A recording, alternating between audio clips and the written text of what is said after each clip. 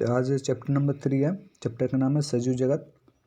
आज इस चैप्टर से कुछ इंपॉर्टेंट क्वेश्चन प्रैक्टिस के लिए और साथ ही साथ इस चैप्टर से जो भी प्रीवियस ईयर में क्वेश्चन पूछे गए हैं उनको देखेंगे। तो चलिए स्टार्ट करते हैं। आज का पहला क्वेश्चन है, सजीवों को पांच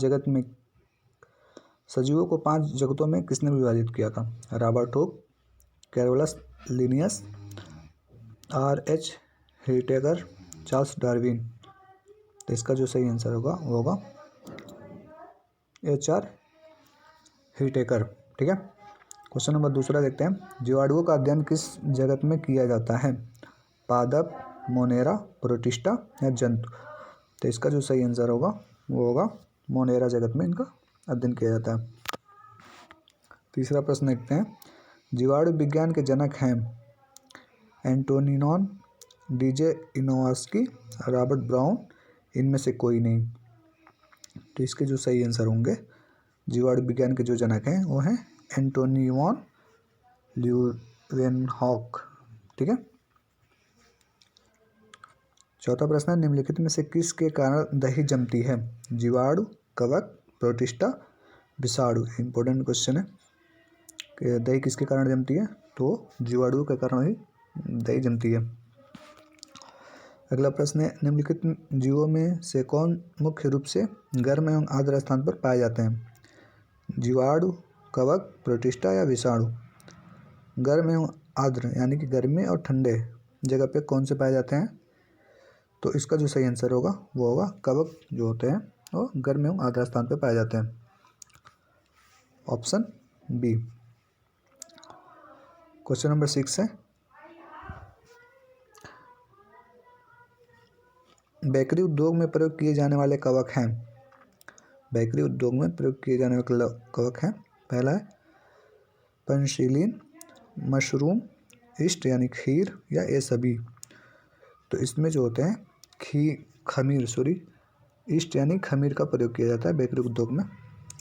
सातवां प्रश्न है, लाइकेन सैक सजीविता का उदाहरण है। इसमें दो जीव एक साथ रहते हैं एवं एक दूसरे को लाभ पहुंचाते हैं। ये दोनों जीव हैं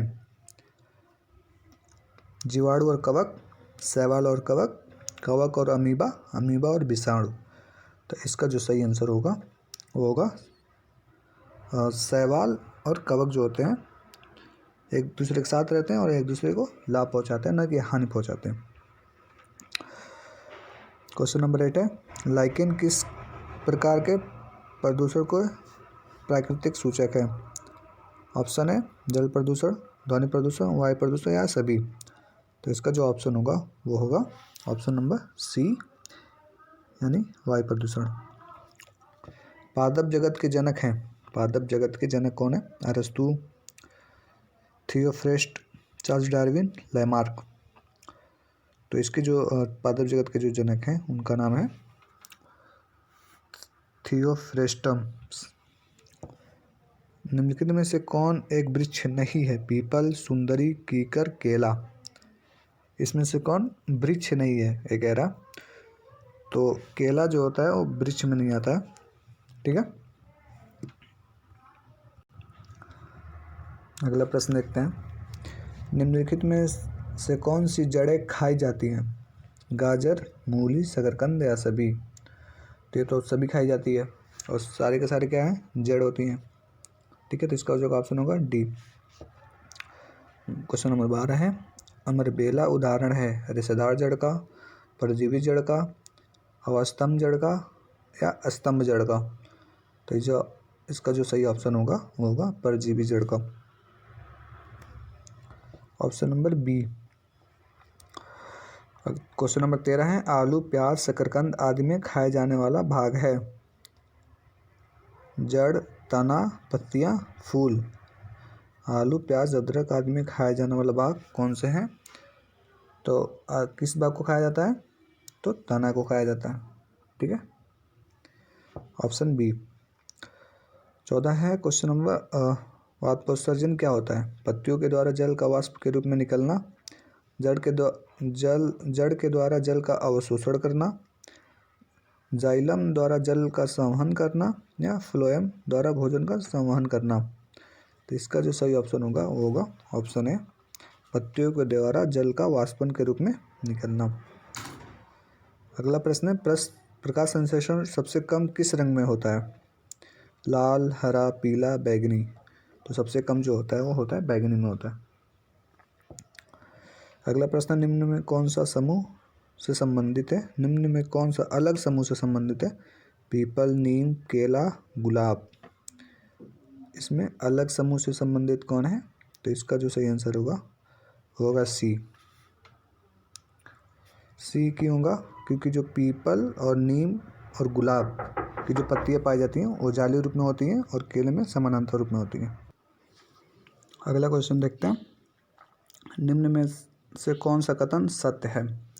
जिन पौधों में मूसलाजड़ होती है उनकी पत्तियों में जाल का सिरा विन्यास पाया जाता है।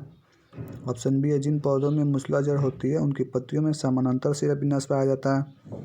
ऑप्शन सी है, जिन पौधों में झकड़ा जड़ होती है उनकी पत्तियों में जालिका सिरा विन्यास पाया जाता है, या उपरोक्त में से सभी। तो इसका जो सही आंसर होगा ए, यानी जिन पौधों में मूसलाजड़ होती है उनकी जो पत्तियां होती हैं वो जालिका सिरा विन्यास में पाया जाता है। ठीक है, 18 नंबर क्वेश्चन देखते हैं, नागफली कैक्टस में प्रकाश संश्लेषण होता है तने में, पत्तियों में, दोनों में या कांटों में?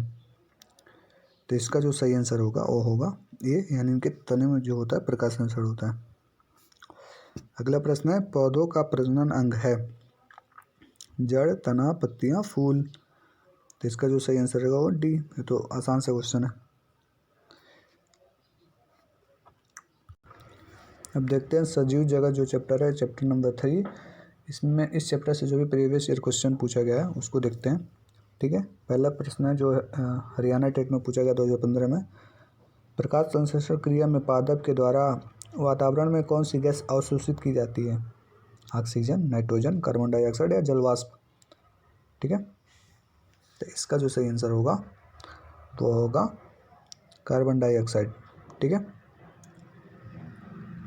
अगला प्रश्न है, कांटेनुमा पत्तियों को दर्शाकर एक शिक्षक किस प्रकार के पौधों के बारे में पढ़ा रहा है? स्थलीय, जलीय, उभयधर्मी या मरुस्थलीय। तो कांटेनुमा पत्तियां पाई जाती है कहाँ? ऐसी जहाँ पे पानी की मात्रा जो होती है बहुत कम होती है। ठीक है, तो पानी की मात्रा कहाँ कम होती है? मरुस्थल में कम होती है। तो इसका जो ऑप्शन होगा वो होगा डी। ये भी हरियाणा टेट में 2015 में क्वेश्चन आया हुआ है। अगला प्रश्न देखते हैं, निम्नलिखित पौधों में से कौन सा एक वृक्ष का उदाहरण है? वृक्ष का उदाहरण कौन सा है? बरगद, गुलाब, मेहंदी, तुलसी। ठीक है, तो इसका जो सही आंसर होगा बरगद। ये तो बहुत इजी है, गुलाब पौधा है नहीं, तुलसी भी पौधा नहीं है, मेहंदी का जो होता है वो पौधा नहीं आता है। ठीक है, ये भी हरियाणा टेट में पूछा गया 2015 में। तो इस तरह से इजी क्वेश्चन आते हैं। अगला प्रश्न देखते हैं, कीट भक्षी पादप जिन मृदा पर उगते हैं उनमें कौन सा तत्व नहीं होता? Nitrogen, carbon, sulphur, potassium. तो इसका जो सही आंसर होगा उसमें नाइट्रोजन तत्व नहीं होता है। क्वेश्चन नंबर 5 देखते हैं, निम्न में कौन द्विबीजीय पत्री होता है? यानी दो बीज कौन से पौधों में होते हैं? तो बांस, केला, गन्ना, सरसों। तो ये भी बहुत आसान सा है, सरसों में होता है। यूपी टेट फरवरी 2014 का क्वेश्चन है। अगला प्रश्न देखते हैं, पौधों में जल का अधिग्रहण किसके द्वारा होता है? Xylem, phloem, cambium, palisade. तो किसके द्वारा होता है इसमें? जाइलम के द्वारा ही इनके जल का जो होता है अधिग्रहण, यानी उनको जल को ग्रहण करते हैं। ठीक है, तो इसका होगा ऑप्शन ए सही होगा। अगला प्रश्न है, निम्न में से कौन सा अलग समूह से संबंधित है? आम, इमली, नारियल, नीम। तो इसका जो ऑप्शन होगा वो होगा डी, आम। आम अगर इस तरह देखा जाए तो आम का जो फल होता है वो खाने योग्य होता है, इमली का भी लोग खाते हैं, नारियल भी खाते हैं, और नीम पे जो उसके फल लगते हैं उसको कोई खाता नहीं है, और इस कड़वे भी होते हैं। ठीक है, तो इसको बहुत सारे एलिमिनेशन मेथड से भी इसको गलत किया जा सकता है और सही ऑप्शन तक पहुंचा जा सकता है। तो ये हरियाणा टेट का क्वेश्चन रहा। अगला प्रश्न है, विज्ञान के एक शिक्षक को मैग्रो पादपों की तलाश हेतु विद्यार्थी को किस क्षेत्र में खोज के लिए प्रोत्साहित करना चाहिए? मरुद्भिद क्षेत्र में, लवणोद्भिद दलदल में, गर्म आर्द्र क्षेत्र में, शीत क्षेत्र में। तो इसका जो सही आंसर होगा वो होगा ऑप्शन बी, यानी कि लवणोद्भिद दलदल में। अगला प्रश्न है, प्रक्रिया करके पौधे प्रजनन करते हैं और क्या कहलाते हैं? प्रकाश संश्लेषण, वाष्पीकरण, संघनन, परागकण। तो इसका जो ऑप्शन होगा वो होगा परागकण, क्योंकि जो पौधे होते हैं वो अपने फूलों के द्वारा ही प्रजनन होते हैं, तो वो परागकण के अंतर्गत आएंगे। अगला क्वेश्चन है, लाइकेन हैं परजीवी, रसायन पोषी, अपघटक, सहजीवी। ये आपका यूपी टेट का क्वेश्चन है, 2013 में पूछा गया इस क्वेश्चन को। तो ऑप्शन है परजीवी, रसायन पोषी, अपघटक, सहजीवी। इसका जो सही आंसर होगा वो होगा डी, क्योंकि ये सहजीवी होते हैं। अगला प्रश्न है, लौंग और केसर पौधे के किस भाग से प्राप्त होते हैं? जड़, तना, फूल या फल? तो इसका जो सही आंसर होगा फूल के द्वारा प्राप्त होते हैं। अगला क्वेश्चन देखते हैं, क्वेश्चन नंबर 12, घटपड़ी पादपों का एक ऐसा विशिष्ट प्रकार है जो चूहों, मेंढकों और कीड़ों मकोड़ों का शिकार करते हैं। इस पादप से एक विशेष गंध निकलती है जो इन जीवों को अपनी ओर आकर्षित करते हैं। हमारे देश में यह पादप पाया जाता है, मणिपुर में पाया जाता है, मिजोरम में या असम में या फिर मेघालय में। तो पादप हमें मेघालय में पाए जाते हैं। अगला प्रश्न है, किस जगह के फ्लोरा और फौना सूची करता है? पेड़ पौधे एवं जीव जंतु, पेड़ पौधे एवं जंतु को, मछलियों एवं पेड़ पौधों को, जंतु एवं मछलियों को, या फिर ऑप्शन डी मछलियों एवं पेड़ पौधों को। तो इसका जो सही आंसर होगा पेड़ पौधे एवं जीव जंतु को। अगला क्वेश्चन है, प्रकाश संश्लेषण संपादित होता है सभी पौधों द्वारा, सभी जंतुओं एवं पौधों द्वारा, सभी हरे पौधों द्वारा, वायरसों द्वारा। तो इसका जो सही आंसर होगा वो होगा ऑप्शन सी, यानी सभी हरे पौधों द्वारा। पृथ्वी का अपमार्जक कौन है? यूपी टेट 2011 का क्वेश्चन है। जीवाणु व कवक, मृदा व जल, पशु या फिर पक्षी? तो जीवाणु जो कवक होते हैं वो पृथ्वी के अपमार्जक होते हैं। अगला प्रश्न है, पौधों में प्रकाश संश्लेषण क्रिया किस रंग में सबसे अधिक होती है? नीला, पीला, हरा, नीला, पीला, लाल और हरा। तो इसका जो सही आंसर होगा सी, प्रकाश संश्लेषण रंग सबसे अधिक जो होता है वो लाल में होता है और सबसे कम किस में होता है? बैगनी में होता है। ठीक है।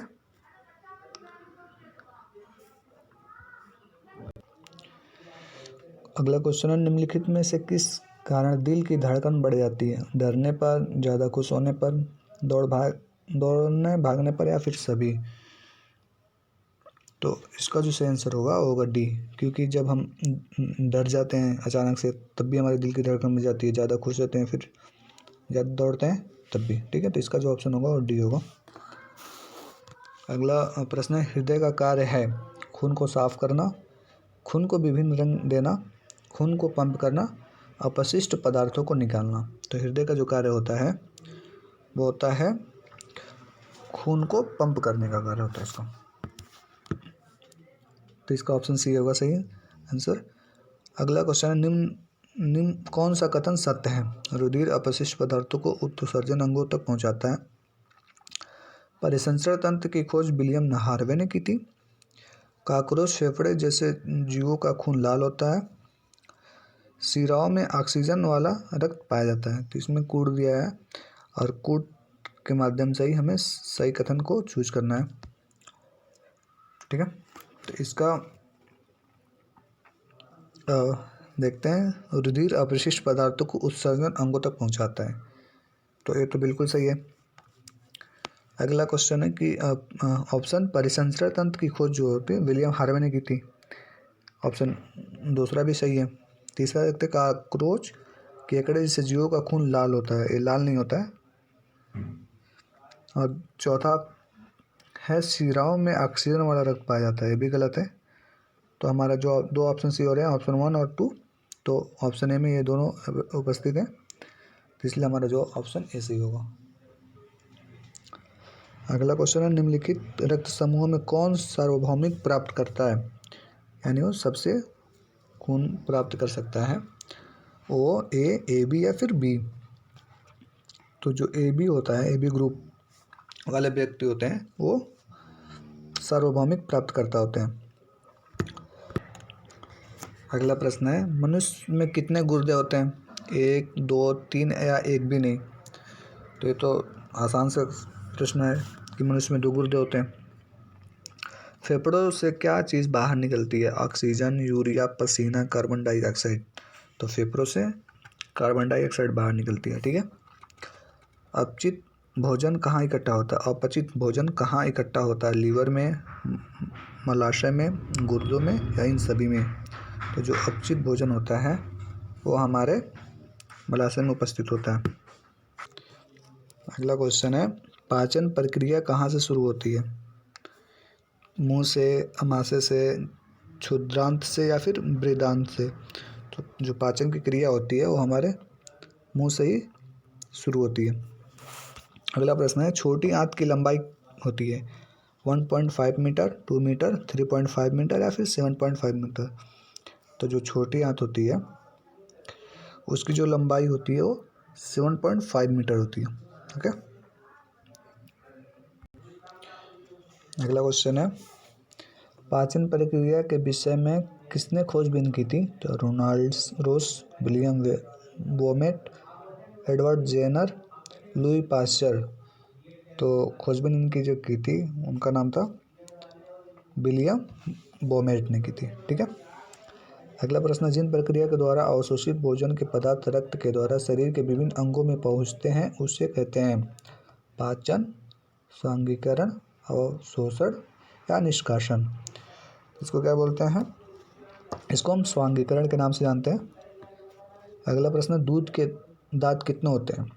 दूध के दांत बच्चों में पाए जाते हैं तो कितने होते हैं, 10, 15, 20 या फिर 32। तो जो दूध के दांत होते हैं उनकी जो संख्या होती है वो 20 होती है। जल और खनिज का अवशोषण कहाँ होता है, अमाशय में, बृहदांत में, क्षुद्रांत में या फिर मलाशय में। इसका जो सही आंसर होगा वो होगा ऑप्शन बी, बृहदांत में। निम्न में से कौन सा कथन सत्य है, जब डायफ्राम नीचे की ओर जाता है तब फेफड़ों में कार्बन डाइऑक्साइड गैस बाहर निकल आती है, जब डायफ्राम अपनी जगह आ जाता है तब फेफड़ों में ऑक्सीजन भर जाती है। उपरोक्त तो दोनों या दोनों में से कोई नहीं, ठीक है। तो इसका जो सही आंसर होगा वो होगा ऑप्शन डी, दोनों में से कोई नहीं। अगला क्वेश्चन है निम्न कथनों पर विचार कीजिए। छोटी आंत में कार्बोहाइड्रेट, वसा और प्रोटीन का पाचन होता है। लीवर एमिनो एसिड और अमोनिया को यूरिया में बदल देता है। गुर्दे रक्त में से हानिकारक पदार्थ छान लेते हैं। हृदय के ऊपर वाले दोनों भाग आलिंद कहलाते हैं और नीचे वाले भाग को निलय। उपरोक्त में से कौन सा कथन असत्य है, असत्य कथन को हमें पता करना है, कूट दिया है, कूट के माध्यम से पता करना है, ठीक है। तो छोटी आंत में कार्बोहाइड्रेट और वसा प्रोटीन होती है तो कथन सत्य है। लीवर एमिनो एसिड और अमोनिया को यूरिया में बदलता है, ये भी कथन सत्य है। गुर्दे रक्त में से हानिकारक पदार्थ छान लेते हैं, भी कथन सत्य है। हृदय के ऊपर वाले भाग आलिंद कहलाते हैं और नीचे वाले भाग को निलय कहते हैं, भी कथन सत्य है। यानी चारों को चारे कथन सत्य हैं और हमें असत्य कथन छांटना है। तो इसमें जो ऑप्शन सही होगा वो होगा इनमें से कोई नहीं, ऑप्शन डी। अगला क्वेश्चन है भोजन पचाने का सही क्रम है अंतग्रहण, पाचन, अवशोषण, स्वांगीकरण, बहिष्करण या फिर पाचन, अवशोषण, स्वांगीकरण, बहिष्करण या अंतग्रहण। ऑप्शन सी अवशोषण, पाचन, बहिष्करण, स्वांगीकरण, अंतर्ग्रहण या फिर ऑप्शन डी अंतग्रहण, पाचन, स्वांगीकरण, अवशोषण या बहिष्करण।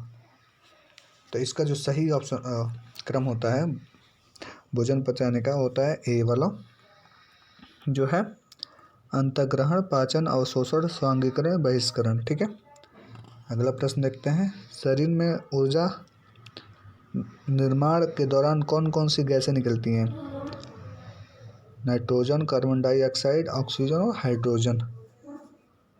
ठीक है, तो शरीर में ऊर्जा निर्माण के दौरान कौन सी गैस बाहर निकलती है? तो कार्बन डाइऑक्साइड बाहर निकलती है। ओके,